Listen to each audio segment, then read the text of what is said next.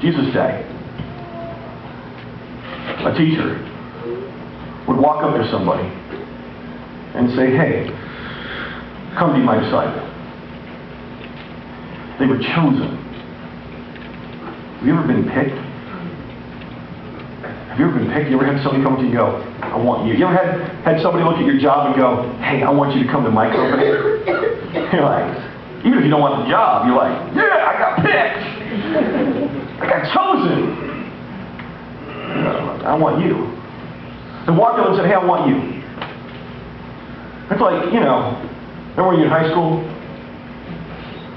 and you were waiting for that person to call, ladies? Going, "Call me up, pick me. It's banquet time, it's dance time, it's homecoming, I hope he calls." There's power in being chosen. And it's a teacher coming up and saying, "Hey, come with me. You've been picked." And then what that meant was that person, there was just no good English equivalent. Not apprentice doesn't work, prodigy doesn't work. They became almost a part of that teacher's family so that they could be with that person, learn from that person with the intent of basically becoming that person to someone else. If you were a disciple of Travis, you'd move into Travis's house. Better have some good food. So you're like, "Hey, you know what? That's not a bad deal. I don't like paying rent." You'd go with Travis to the radio station and you would learn of Travis.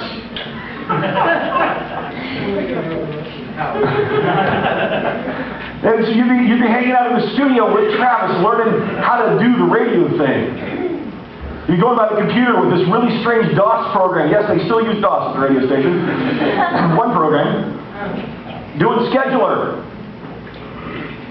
Learning how to do the ins and outs of that. You'd learn how to have a family by watching he and his family. You learn how to consistently and always implement all of Dave Ramsey's principles. Travis and his wife let out in teaching our Dave Ramsey class earlier in the year. That's you wonder the humor of that. You would become a part of the family learning to be Travis, and then with the goal being that you would then teach someone else to be a radio person and a family man and a Dave Ramsey master. To become Travis for somebody else. It was to enter into an intimate relationship. So Jesus is saying, now go and make deep, intimate, life-changing relationships. Experience, we say, we're here to connect people into relationships that God uses to bring people one step closer to Jesus. That's what we're talking about.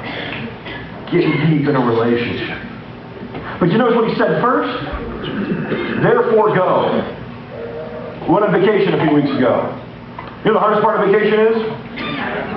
Going. A, getting the date on the calendar, not letting anything else get in the way. And then, yes, ladies and gentlemen, you know what it is. It's called packing, which is preceded by laundry, which is followed by trying not to have the children unpack what you already put in the suitcases because they're 9 months old and it's fun to take things out of things. And then trying to fit it all in the vehicle and the car top carrier. That's the hardest part of vacation. Once you're starting to go on vacation, it's not that bad. It's called inertia. Go! Get outside your comfort zone. Get outside your own little world. Get outside the place that you feel comfortable. Get out and go! You have been called by the CEO of the universe. Your entire mission is summed up in this. Therefore, go and make disciples. In North America, my friends, we have ripped up Jesus. We have sinned against His name.